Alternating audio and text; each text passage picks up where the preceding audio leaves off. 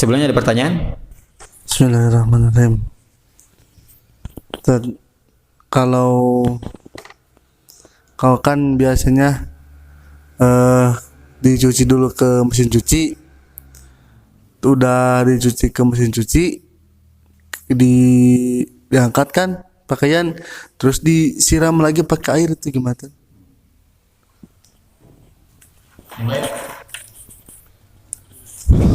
Assalamualaikum warahmatullahi wabarakatuh. Ustaz mau bertanya, cara membersihkan air kencing anak seandainya kalau ada di tengah-tengah lantai. Seharusnya kan kita mengelap dulu air kencingnya. Terus seandainya tidak disiram sama disiram pakai airnya, pakai semprotan gitu, semprotan ke spray gitu, seperti itu. Kira gimana ya Ustaz? Terus satu lagi, darah yang nempel dari baju, misalkan bajunya warna putih terus sampai kering, nah susah dibersihin, terus bajunya gimana itu? Pertanyaan Iyo, bagaimana kalau seandainya masuk ke dalam mesin cuci seperti biasa gitu ya. Pertamanya dimasukkan dulu air, kemudian sabun, kemudian baju.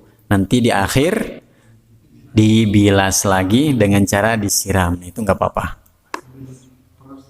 Ya. Jadi bisa di awal, bisa di akhir. Tergantung mana enaknya. Gitu ya. Kemudian pertanyaan Bang Sumpena tadi, najis di pakaian, kemudian darah sudah mengering lama, dicuci, digosok, gak hilang-hilang, bagaimana? Itu dima'fu kalau seandainya para ulama menjelaskan 3 kali gosokan, 3 kali sikat yang benar-benar sikat gitu ya, bukan hanya sekedar pelan gitu ya, benar-benar sungguh-sungguh ingin menghilangkan tersebut, menghilangkan darahnya tersebut, maka ini dima'fu walaupun masih ada warna merahnya. Kemudian apa lagi? Semprotan, membersihkan najis dengan semprotan. Semprotan itu tidak sampai mengalir ya. Semprotan itu khusus untuk najis mukhafafah. Jadi harus benar-benar mengalirkan air sampai merata. Jadi harus disiram. Ya. Terus membersihkan najis di badan, di lantai, di pakaian. Air bisa, ketika air kena najis bisa dibersihkan nggak? Bisa disucikan nggak? Bisa. Caranya bagaimana? Air 2 ember, keduanya kemasukan darah, otomatis kan dua-duanya jadi mutanajis. Bisa bersih nggak? Caranya? Nah, kalau air kurang dari 2 kula kemasukan najis, baik itu darah, nanah ataupun bangkai, bangkainya bukan hewan yang tidak berdarah ya, seperti bangkai tikus, atau mungkin ada bangkai kucing. Ini cara membersihkannya. Pertama, kalau darah kan nggak ada bentuknya, langsung ditambahkan air menjadi 2 kula, maka menjadi suci.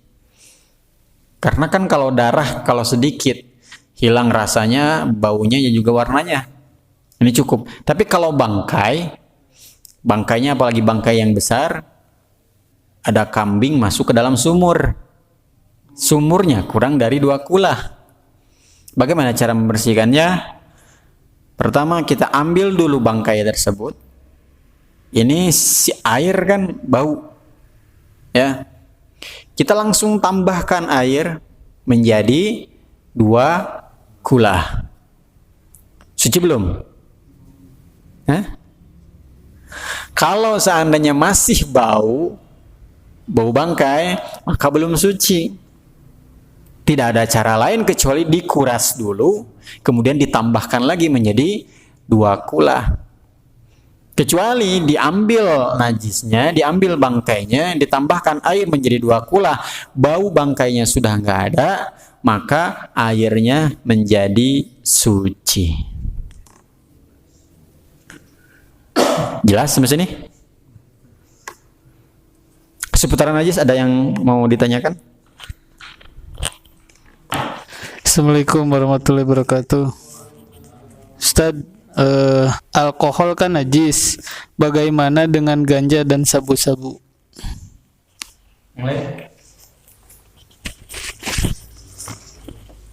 Bismillahirrahmanirrahim. Assalamualaikum warahmatullahi wabarakatuh. Ustaz, saya mau bertanya, kan di susu ada semutnya. Bagaimana hukum membunuh semut dan minum semut yang ada dalam susu tersebut? Apakah si susu menjadi najis karena kemasukan semut, bangkai semut? Gimana tuh? Alkohol ini najis karena dia termasuk khamr yang memabukkan. Ganja memabukkan, sabu-sabu memabukkan, tapi tidak cair. Maksudnya yang najis di sini adalah khamr yang berbentuk cair. Jadi ganja tidak najis, tapi tetap haram dikonsumsi. Kemudian di dalam susu ada semutnya. Bagaimana hukum membunuh semut? Semut itu boleh dibunuh karena dia termasuk binatang yang mengganggu. Ya. Di antara binatang mengganggu, semut, nyamuk, apalagi binatang-binatang buas, ular, ini boleh dibunuh. Cicak boleh dibunuh, bahkan sunnah. Dapat pahala kalau kita membunuh cicak. Ya. Cuman membunuhnya jangan sampai menggunakan api, kata Nabi. Karena menggunakan api ini menyiksa. Jadi bagaimana cara membunuh semut? Langsung aja dipites. Ya, seperti membunuh nyamuk, langsung aja keplak. Ya, kalau seandainya di dalam gelas, ya kita langsung ditempelkan ke gelasnya, kita langsung pites. Apa namanya sih? Pencet, ya, sampai mati. Jadi jangan sampai membunuh binatang-binatang yang diperbolehkan dibunuh atau bahkan disunahkan dibunuh.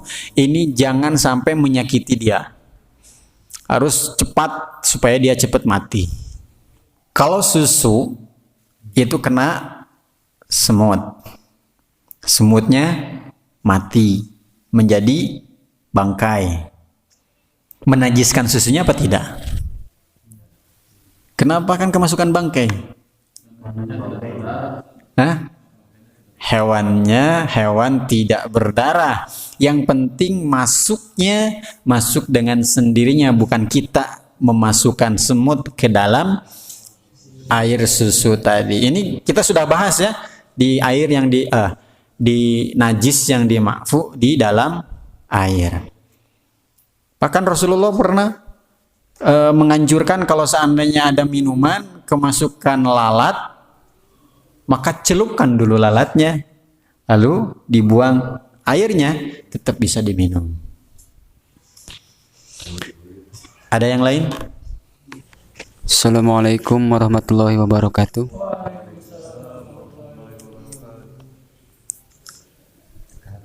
Ustaz, saya mau bertanya, gimana hukumnya gumuh bayi? Apakah najis? Assalamualaikum warahmatullahi wabarakatuh. Ustaz, saya mau bertanya. Yang pertama, ketika kita sedang wudhu, misalkan terus kita mimisan, bagaimana dengan wudhu kita? Kemudian yang kedua, ketika kita mimisannya ketika kita sedang sholat gitu. Gumuh bayi. Gumuh bayi ini najis karena keluar dari lambung. Dimakfu tidak? Tidak. Kecuali pada puting ibunya saja. Karena kan dia kan gumuh, mulutnya kan kotor oleh muntahan tadi. Kalau dia menyusu pada ibunya, maka puting si ibunya ini menjadi kena gumuhan si bayi tadi, dan itu dimaafu. Jadi boleh dibawa sholat, khusus pada puting ibunya.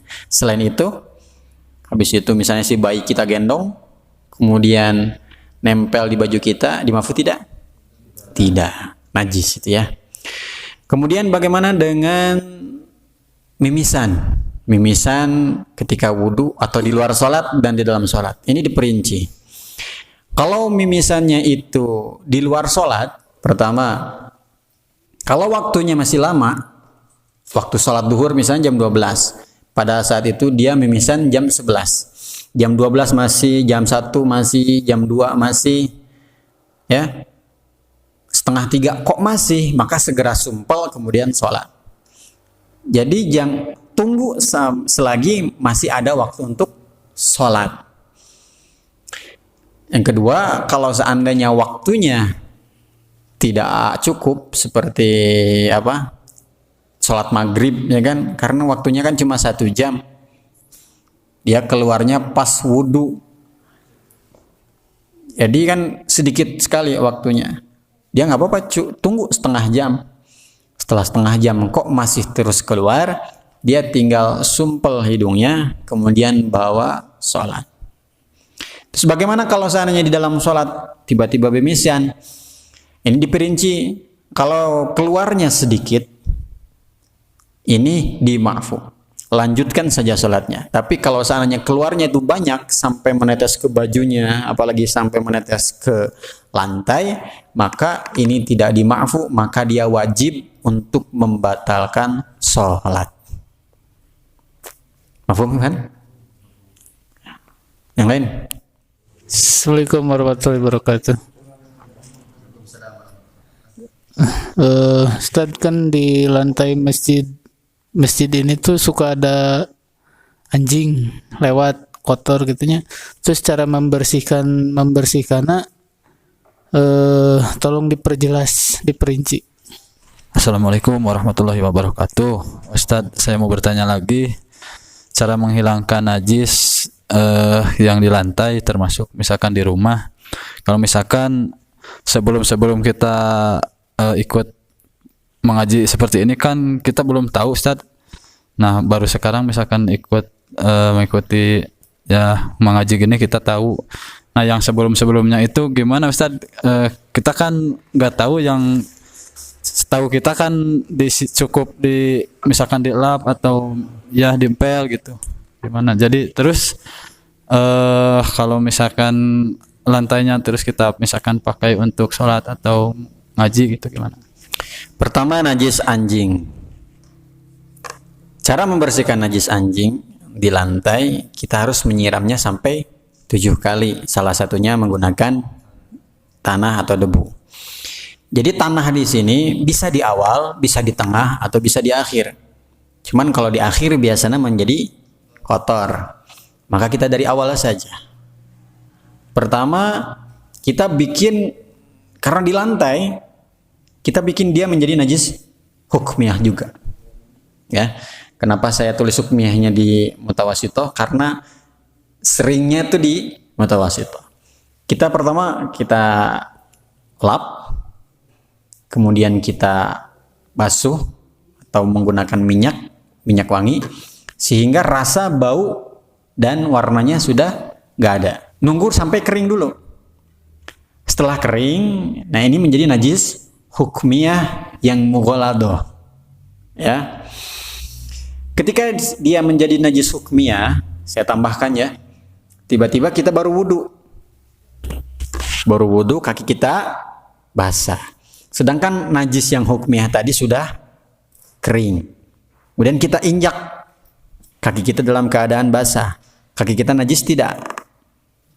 Najis, berpindah karena kaki kita basah. Jadi perpindahan najis itu adalah dengan basah, bebasahan.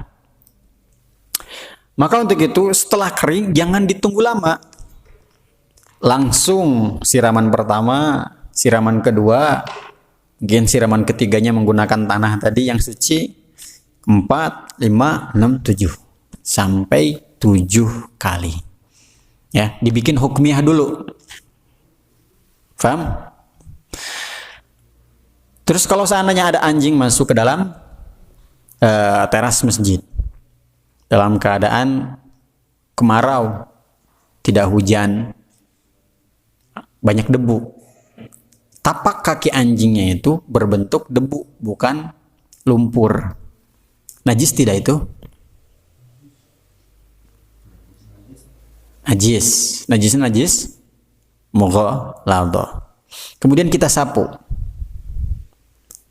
Lantainya najis tidak? Enggak. Karena yang najis itu adalah tanahnya, debunya. Karena si kaki anjing tidak basah. Jadi cukup menghilangkan debunya saja. Apalagi ada anjing masuk ke dalam masjid atau ke teras masjid. Kita melihat langsung, ketika keluar tapaknya nggak ada, ya udah kita anggap itu suci. Jadi gak usah ragu-ragu, jangan was-was dalam masalah najis. Selagi kita belum melihat jelas ada tapaknya, ini kita anggap saja sebagai suci. Sekali lagi, dalam najis ini kita nggak perlu was-was, nggak perlu mang-mang. Selagi belum jelas kita melihat najis, kita anggap saja itu suci. Contohnya di WC, di toilet. Jangan menganggap semuanya najis. Kalau kita sudah menyiramnya, maka udah jelas terbawa keluar, maka itu menjadi suci. Peci kita jatuh, ya berarti suci, karena walaupun itu si lantainya basah, tapi itu suci. Terus bagaimana menggunakan sendal ke dalam WC? Ini sunnah, beda lagi. Ya, masuk ke dalam WC menggunakan sandal, ini sunnah. Cuman jangan sampai karena kita kebiasaan menggunakan sandal ke dalam WC, ketika kita pergi ke suatu daerah, ke suatu tempat, WC-nya tidak ada sandalnya, kita langsung was-was di situ. Yang penting sebelum keluar kita ciram aja kaki kita, maka insya Allah kaki kita bersih. Bahkan ada yang suka sekarang di WC-nya menggunakan sandal, di luar WC-nya ada sandal khusus. Ya, bagaimana itu? Kalau untuk kehati-hatian silahkan. Tapi jangan menganggap lantai-lantai semuanya dianggap najis, ada najisnya. Padahal kita belum jelas, belum nampak bahwasanya di situ ada najis. Kenapa? Karena kalau kita datang ke rumah orang lain misalnya, kemudian kita ikut ke kamar mandi, karena kebiasaan di rumah menggunakan sendal setiap keluar dari kamar mandi, sendal yang dikhususkan untuk pergi ke sholat, ini nanti dia akan ragu, di sini ada najis apa tidak ya? Nah.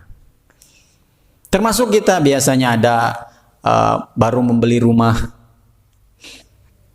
ini najis apa enggak ya lantai? Selagi kita belum lihat, kita anggap semuanya adalah suci.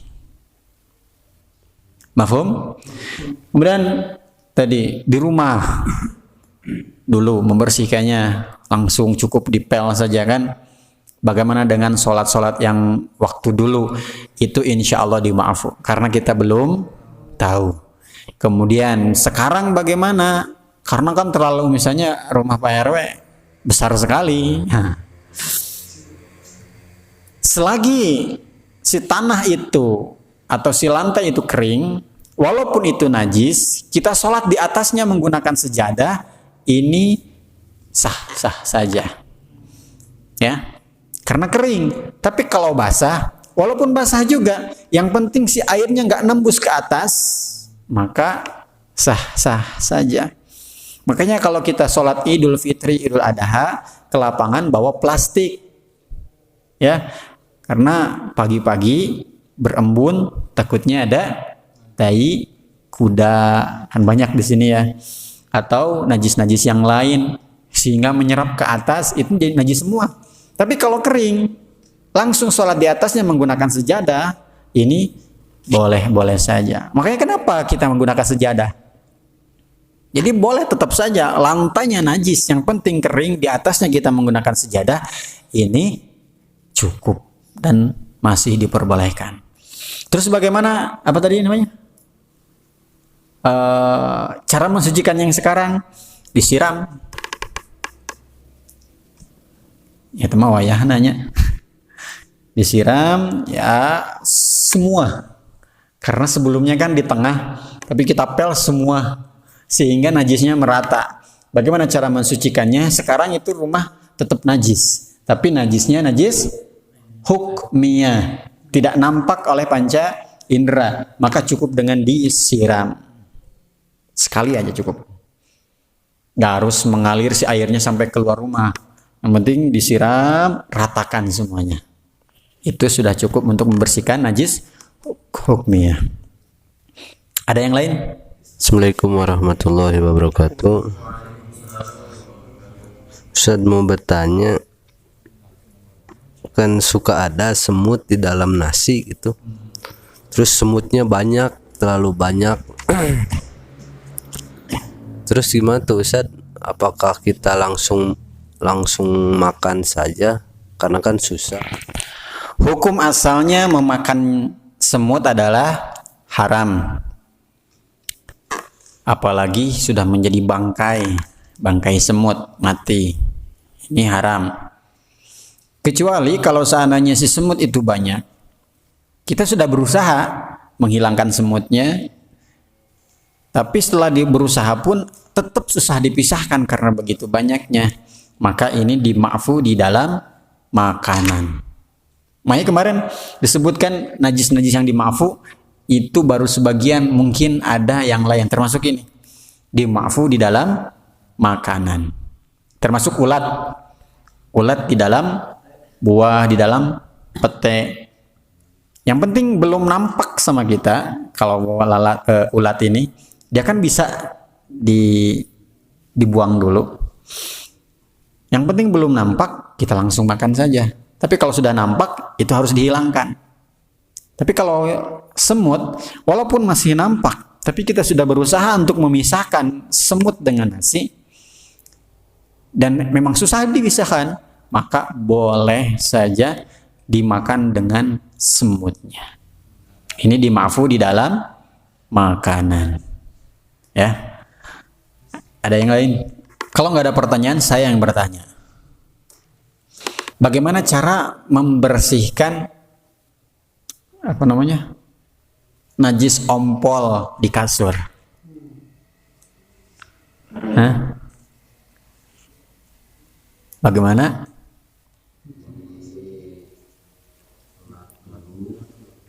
Ya, sama. Menghilangkan keberadaannya, baunya, rasanya, dan juga warnanya. Kemudian dia berubah menjadi najis hukmiyah. Setelah jadi najis hukmiyah baru disiram.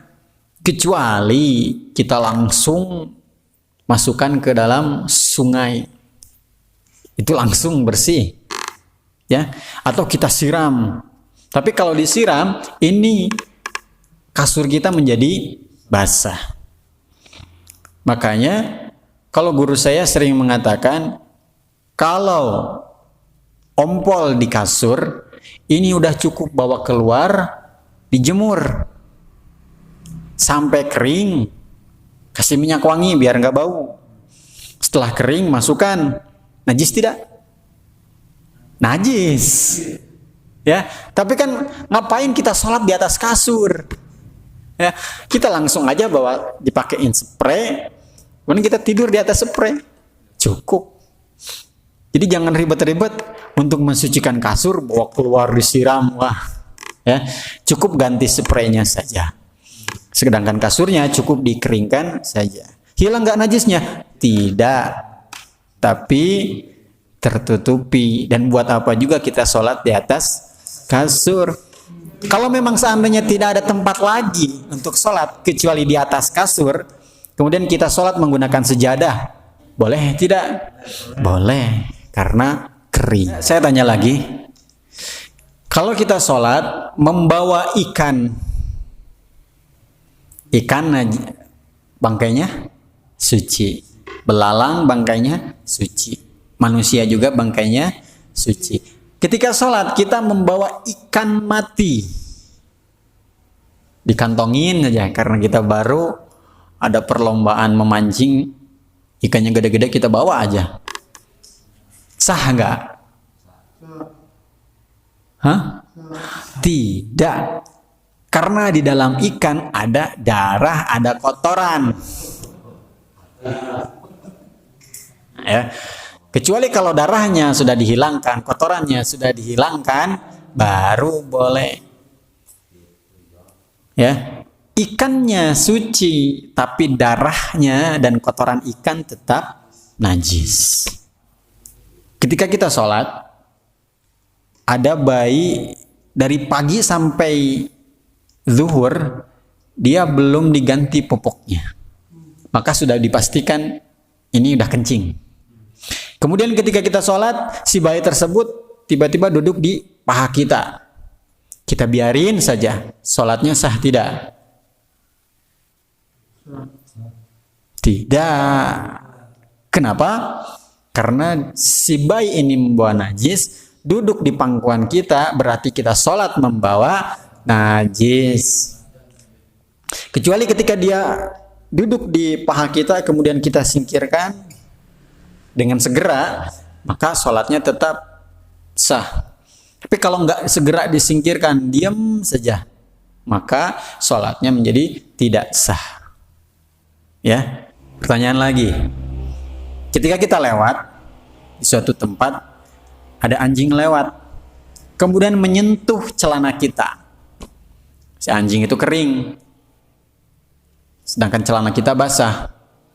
Si anjing itu menyentuh celana kita. Najis nggak celana kita?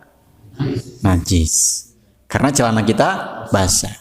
Si anjingnya basah, celana kita kering, menyentuh celana kita menjadi najis. Tapi kalau si anjingnya kering, celana kita juga kering, bersentuhan, najis tidak? Tidak. Karena perpindahan najis, sekali lagi, ini basah. Harus ada bebasahannya. Terakhir. Setelah kita mensucikan najis, hukmiyah, ainiyah, kemudian si airnya itu kan mengucur atau mengalir. Bekas air membersihkan najis ini dihukumi apa? Najis, mutanajis, atau musta'mal? Dihukumi musta'mal. Berarti misalnya baju kita terkena najis, ya, kemudian kita siram, maka bekas menyiram baju yang kena najis ini adalah musta'mal atau suci, tapi tidak mensucikan. Tadi najis yang di lantai, setelah kita bersihkan, kemudian hilang baunya, rasanya, dan juga warnanya menjadi najis hukmiyah. Setelah itu kita siram setelah dia kering. Nah, air yang menggenang ini dihukumi musta'mal, suci tapi tidak mensucikan. Jadi nggak apa-apa kalau seandainya air yang bekas untuk menghilangkan najis tersebut kita pegang atau tersentuh ke baju kita, karena ini hukumnya suci tapi tidak mensucikan. Air bekas menghilangkan najis tadi menjadi musta'mal ada 5 syarat. Yang pertama, airnya tidak berubah. Kalau berubah warnanya, baunya, dan rasanya, maka menjadi mutanajis. Yang kedua, airnya didatangkan. Jadi bukan najis yang mendatangi air. Yang ketiga, airnya sudah terpisah. Yang keempat, airnya tidak berubah sifatnya.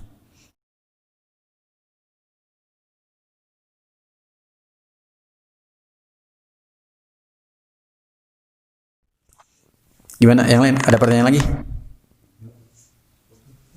Gak ada? Cukup ya? Yang betulnya dari Allah Subhanahu wa taala, yang salahnya dari kebodohan saya, kekurangan saya. Ambil yang baiknya, jangan ambil yang salahnya. Wallahu a'lam bishawab. Kita tutup dengan doa kifaratul majlis. Subhanallah wa bihamdihi. Subhanakallah wa bihamdika. asyhadu an la ilaha illa anta, astaghfiruka wa atubu ilaik. Wassalamualaikum warahmatullahi wabarakatuh.